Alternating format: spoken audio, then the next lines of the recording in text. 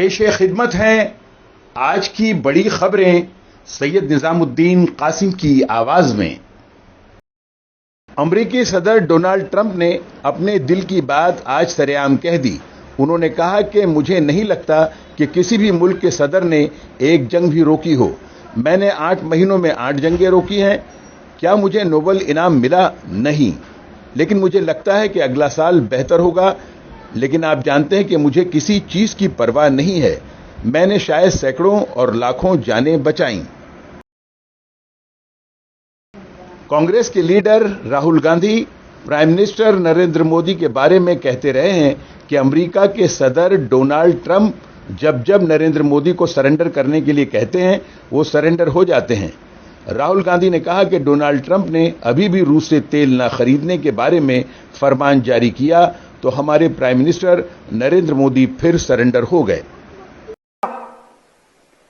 जाति जनगणना के बारे में बोला। पार्लियामेंट हाउस में, लोकसभा में मैंने देश से वायदा किया था कि कुछ भी हो जाए जाति जनगणना लोकसभा और राज्यसभा में पास होगा।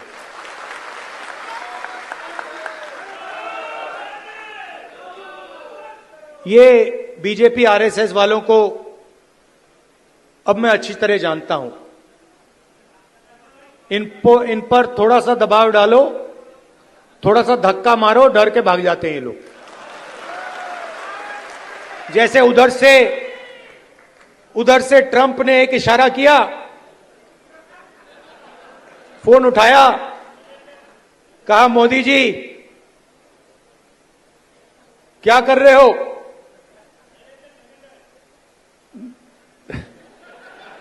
नरेंद्र सरेंडर,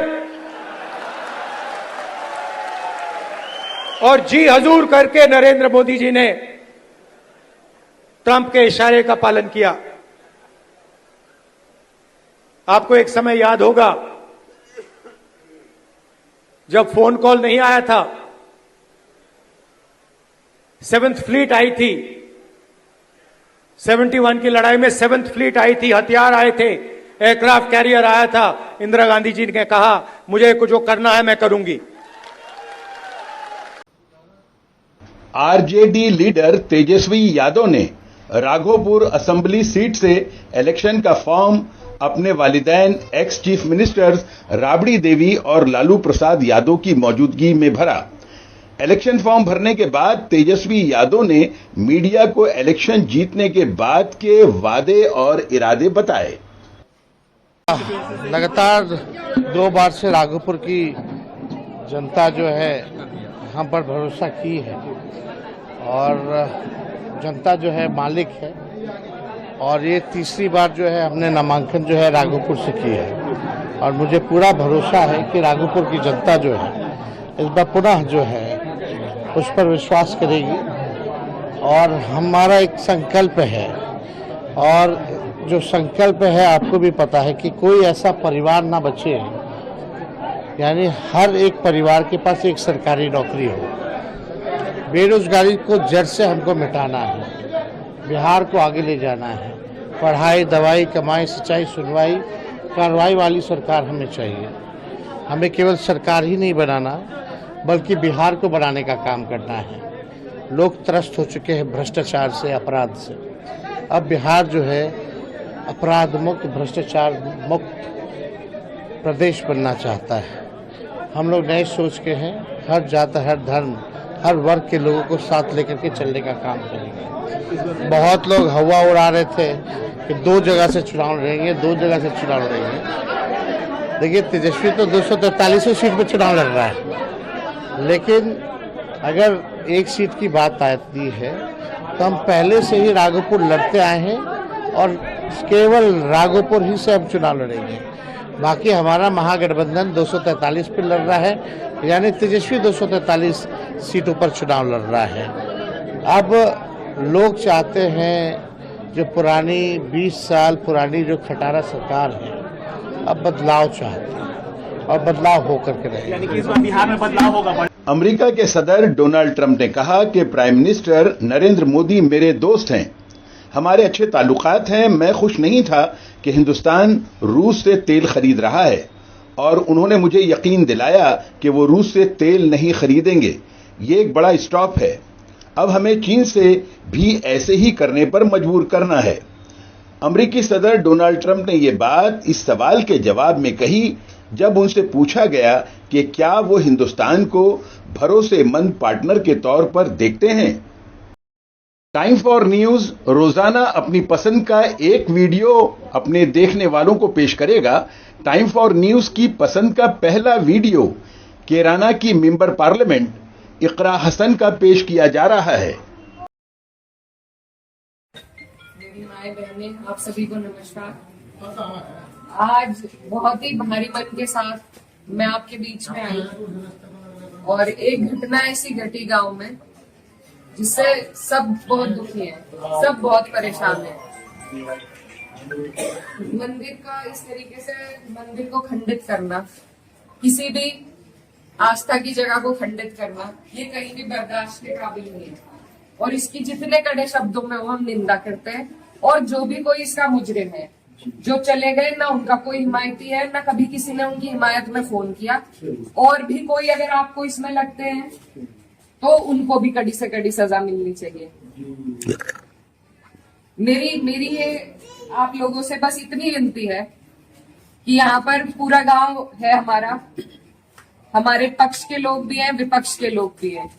एक तरीका होता है आलोचना करने का, एक तरीका होता है विरोध करने का, और विरोध से किसी को आपत्ति नहीं है। लेकिन जो जिस तरीके की भाषा का उपयोग किया गया, जो चीजें कही गई धर्म के ऊपर, बिरादरी के ऊपर, महिलाओं के चरित्र के ऊपर, क्या हम पूरे देश में ये संदेश देंगे कि ऐसा हमारा समाज है, ऐसा हमारा इलाका है? ये मेरा आप लोगों से सवाल है। मैं जब चुनाव जीती थी तो मैं इतनी खुश थी, इसलिए नहीं कि मैं जीती, इसलिए कि मुझे सर्व समाज ने, सर्व धर्म ने, सर्व जाति के लोगों ने मुझे अपना वोट दिया था। मेरे लिए उससे बड़ी उपलब्धि जीत की नहीं थी। और हर जगह आप देखेंगे, अगर मैंने कई बार ये बात कही कि मेरे लिए सबसे बड़ी उपलब्धि ये है कि मुझे सबने वोट दिया, सबने अपना आशीर्वाद दिया, अपनी बेटी माना, अपनी बहन माना, और आप सभी मेरी हिम्मत हो। आज अगर इस तरीके की बातें हमारे क्षेत्र से उठेंगी तो मुझे बहुत तकलीफ हुई, शर्म आई मुझे कि मेरे अपने, जो मेरे मामा हैं, नाना हैं, भाई हैं, आज उनके बीच में ऐसी बात हो रही। और ये सिर्फ मुझे गाली नहीं है, मेरे इलाके की, मेरे समाज की, मेरे इस इलाके की जितनी भी बेटियां हैं, जो मुझे ये आके कहती थी कि दीदी हम भी आपकी तरह आगे बढ़ेंगे, हम भी आगे निकलेंगे, उन सब के कदम इससे डगमगाएंगे। और मुझे ये बात बर्दाश्त नहीं। मेरे पे तरह तरह के सवाल उठाए जा रहे हैं। मैंने कभी धर्म की राजनीति नहीं करी, कभी जात बिरादरी की भी नहीं राजनीति करी। मेरे लिए सब मेरे अपने हैं। जहां जिसे मेरी जिस वक्त समस्या होगी, जिस वक्त मेरी जरूरत होगी, मैं वहां पहुंचूंगी। मेरा परिवार बहुत सालों से, लंबे अरसे से राजनीति में है, आप लोगों के आशीर्वाद से। और हमारे वहां पर बाबूजी हुकुम सिंह जी का परिवार और हमारा परिवार लगातार राजनीति में रहा। कभी वो जीते, कभी हम जीते। लेकिन मैं आज उन्हें नमन करते हुए आपको ये बताना चाहती हूँ, कभी ऐसा नहीं हुआ कि किसी ने किसी पर व्यक्तिगत टिप्पणी करी हो, किसी ने किसी को इस तरीके की ओछी बातें कही हो। तो वो एक राजनीति का स्तर था। और आज जो राजनीति का स्तर हम लेके आ रहे हैं, मेरे काम हो सकता है लोगों को पसंद ना हो, बिल्कुल 5 साल बाद मुझे आपके बीच में आना है। मैं किसी आपकी कसौटी पे खरी नहीं उतरी, मैं वोट मांगने की भी हकदार हूं और आपको देना भी नहीं चाहिए। लेकिन अगर कोई आपके इलाके से कोई लड़की अगर हौसला कर रही है, आगे बढ़ रही है, तो क्या उसे गालियां मिलनी चाहिए? क्या मैं आपके समाज की बेटी नहीं हूं? ऐसी बातें रोज देख कर कि इन्होंने तो धर्म बदल लिया था, ये तो सब हमारे इतिहास का हिस्सा है। इसका जवाब मैं दे सकती हूँ या कोई और दे सकता है क्या? मुझे किसी ने कहा कि अपने पिता की तरह कभी कभी खनक आती है आवाज में, तो मैं वो बात बदल नहीं सकती। मेरे खून में शामिल है, बिरादरी भी खून में शामिल है।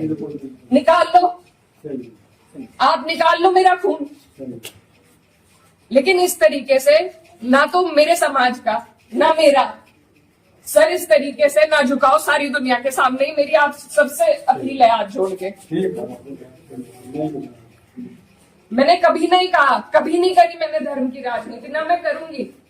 बहुत आसान है अगर मैं सिर्फ मुसलमानों की बात करूं, बहुत आसान है, मुझे कहीं भी नहीं जाना। हिंदू मुस्लिम सब करने बहुत आसान है, लेकिन मैं करना नहीं चाहती। आप सब मेरे अपने हो और मैं करूंगी भी नहीं। कोई कितना ही धकियाए, ये मेरी कसौटी है और पूरे 4-5 साल जो भी मेरा टाइम बचा उस पर मैं खरी उतरूंगी। मैं कभी भी इन लोगों से दब के उस रास्ते पे नहीं चलूंगी जहां ये मुझे चलाना चाह रहे हैं। मेरे इलाके ने जो हम सबका सर ऊंचा करा, दिल्ली की मीडिया तक ने इस पर रिपोर्ट बनाई कि वहां से ऐसा उदाहरण पेश हुआ है कैराना से। ये उस उदाहरण को तोड़ने की और सिर्फ अपने लालच की, सिर्फ अपने लालच की राजनीति में जो लोग इस तरीके से समाज को तोड़ रहे हैं, तो वो पहले मेरे पत्थर मारे, मुझे गाली दे, मैं सबसे आगे रहूंगी, लेकिन मैं इस काम से हटूंगी नहीं। आप सब मेरे अपने हो, मैं किसी को नहीं छोड़ूंगी।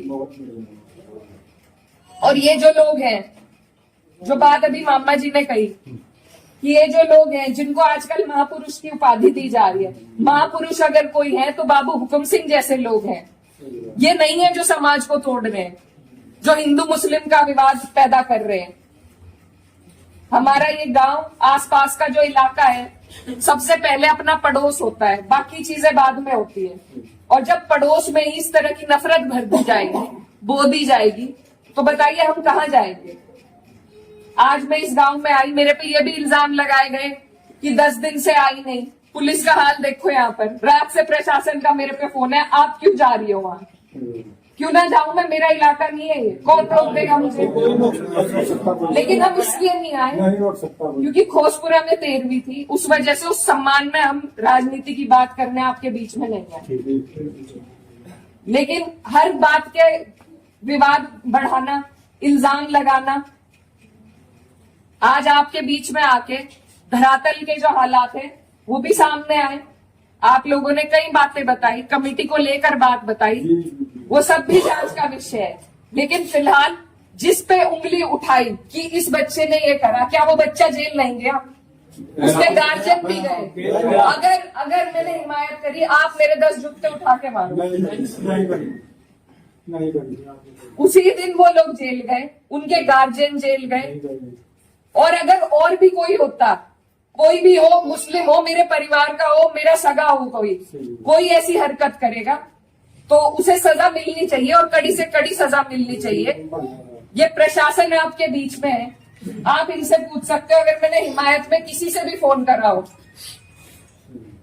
कि नहीं उन्हें छोड़ दो, वो मुसलमान है, लेकिन मुझे इतना अफसोस हुआ कि अब इजाजत दें सैयद निजामुद्दीन कासिम को। खुश रहें, आबाद रहें।